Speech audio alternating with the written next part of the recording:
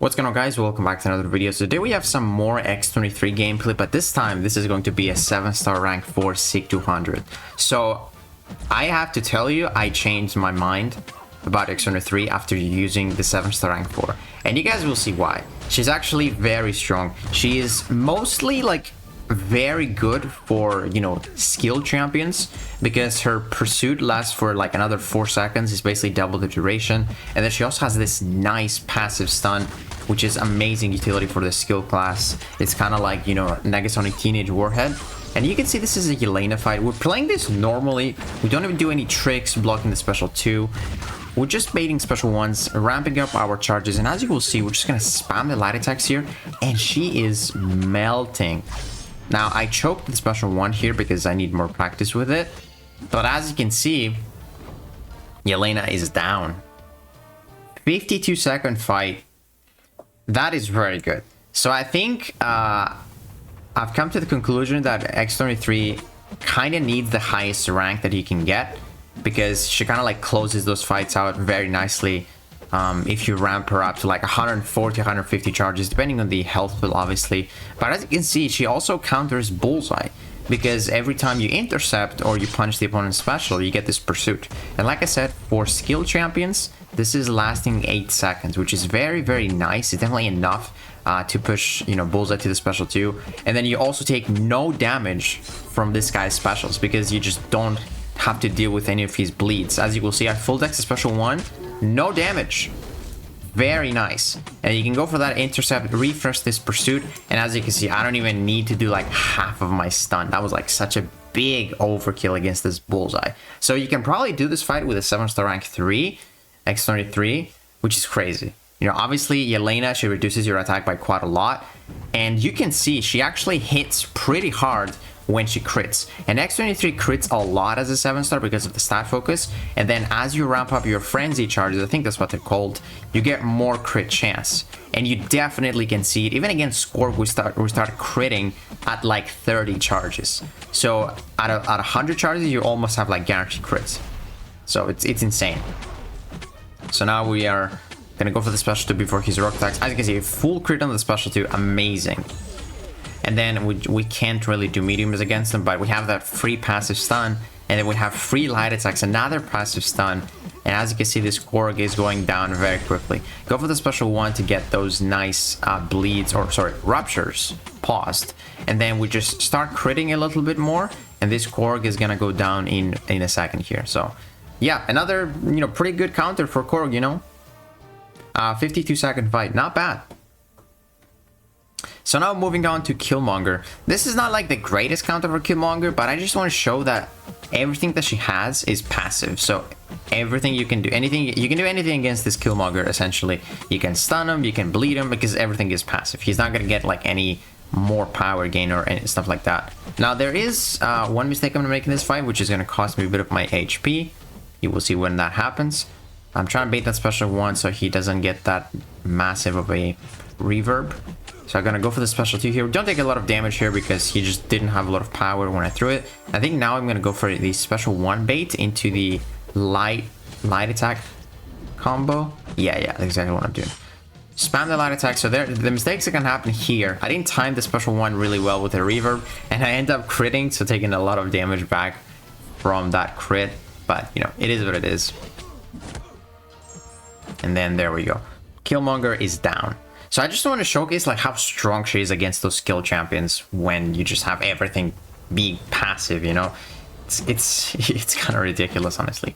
Now here is this fight is bugged, by the way. So as you might know, when you activate your stun with the 100 frenzy charges, you place a marked passive on the opponent, which is not going to work in this fight for some reason. I think this is bugged, but as you can see, we threw that special 2, we got this marked. It definitely appears, and then we're going to do the exact same thing here. We're going to go for the full light combo, and we are going to stun, which is going to give us another marked, but it's bugged. So Nick Fury was supposed to die here, and I'm not even kidding, this fight would have been a little bit less than 35 seconds if this Nick Fury died, because, you know, I tried using marked with Danny Moonstar as well, and it's bugged with her too. It's probably something like in the CCP map, but marked is just not supposed to let them heal, so it's like a cheat code for Nick Fury's second life. So Now she doesn't work, but when they fix it, bro, it actually might be fixed, you know, in the actual server, but maybe the CSP map it's bugged. But like, dude, 35 seconds for Nick Fury, it's kind of wild, you know? Wow. And now we switch classes. We have Nightcrawler. I just want to showcase that, you know, she does counter the evaders with that pursuit when you intercept or punch the specials, but you have to be a little bit more careful because it doesn't last as long. And then outside the skill class, your pursuit isn't going to last that long, so that means also you won't get the 4 charges whenever you hit the opponent. You will get 2 if your pursuit, you know, runs out, because there's a high chance of it running out if when it lasts 4 seconds, then like 8 seconds. But she can definitely still work against those champions, just have to be a little bit more careful, and that is another overkill against Nightcrawler. So without class advantage, this was a 35-second fight. Very, very sweet. And then here, I think this is Manthe. Yeah, this fight, I just want to showcase it because this is essentially like one of her worst matchups, because you basically have no crits, you don't have your bleeds, so you don't benefit from deep wounds. So this is like one of her worst matchups, but I did it so I can showcase this nice utility where she removes poison effects 60% faster, and then for bleeds it's like 90, I believe. So you will see we crit here, but it's basically that we're not critting, so we're missing out a lot of our damage. So that's why we're going to ramp up a lot in this fight. As you can see, this poison, it does hurt us, but it doesn't last as long as this armor break, and then when the poison falls off, we're going to be able to heal all that damage back thanks to the armor break.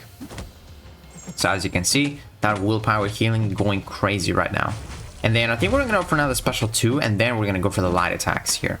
Yeah, gonna go for the full combo into the special 2, bait his special 2, and then we're gonna go for the full light combo with 220 charges. That's gonna be a long stun. Yep. That was very nice. And as you can see, we pushed him to the special 3, but 36 ruptures, yeah, they are definitely going to do some very good job.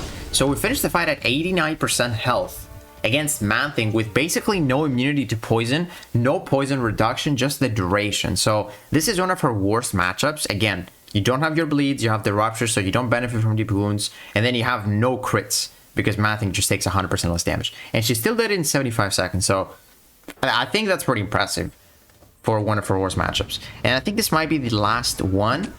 This is against the biggest health one in the game. I just want to see how she does here. Now, this fight is a bit tricky because Sasquatch, you ideally want him to enter the Wrath quickly, because during the Wrath, he is immune to stun effects. So you have to essentially either go for your stun quickly before he enters the Wrath, or just wait for him to enter the Wrath and then wait for it to expire and then go for your special 2, which is exactly what we're going to do here, because like it's not really safe to trigger the stun when the Wrath can just randomly happen, because she's just going to shrug off your stun, probably throw off your combo. So he's at 7 charges. I think he's going to trigger the Wrath after this. Yeah, so he triggers the Wrath. Pretty normal, honestly. Usually triggers it at like 7 or 8. And then here we're just basically waiting. I could have went for a special 1 here or a special 2, but I'm just waiting for the Wrath. I don't think I even need to do anything here. I just need to like light combo him. Okay, we're for the special to get that vicious, and then we just need to get 1 more combo. We don't counter his healing, but we're gonna get so much damage here that it just doesn't matter. And there is Sasquatch. That's a very satisfying ending there. And that was a 70-second Sasquatch fight. Definitely not too bad for the biggest health play in the game. I forgot that we have another bonus fight. So this is Spider-Woman. A nice evader. You know, we hate fighting her, but with the X-23, if you're a bit careful, if you land those intercepts and punish those specials, you can get that nice pursuit that is going to allow you to bypass her stupid evade. So here I'm going to time my special 2 with her, and I forget her debuff, the fumble. So we can just remove that, go for the special 2, push it to another special to get that nice pursuit so she doesn't evade. Now I think with the ensnare here, she's probably going to fail a bunch of my bleeds when I stun her. Maybe she didn't actually, I don't know. Watching this back, I don't think she did. Go for the special 1 to time this fumble again, and then we're just basically gonna wait out those, or we're basically just pausing those bleeds, waiting them out to actually kill her. So yeah, I think X-23 is going to be a lot more popular for the skill class because she's a lot better at it. She literally has more duration on the pursuit. She has that passive stun, and she also has the class advantage, obviously. Now, there's another champion that I wish I could show you, but he's not in the CCP map, and that is Punisher. The new Punisher, I think X-23 is going to be one of the best counters, because when you have him marked on Punisher, you basically ignore his indestructibles. And his indestructibles are the worst thing ever, man. They are literally like paused unless you hit him or he hits you. And then if you have them marked, you just don't have to deal with them. And he has like 3 each fight, so he's gonna be a big staller. But yeah, guys, that's gonna do it for today's video. Hopefully you guys enjoyed it. Let me know what you guys think about X-23. I definitely changed my mind. Now I actually want a 7-star. And, you know, she likes the dupe for sure, but she doesn't like need it to do like most of those things. You know, you get a bit more potency in your vicious, so that's gonna help, but she can definitely work on Awaken. But yeah, guys, let me know what you guys think, and if you guys enjoyed this video, please give it a like, subscribe, and I'll see you in the next one.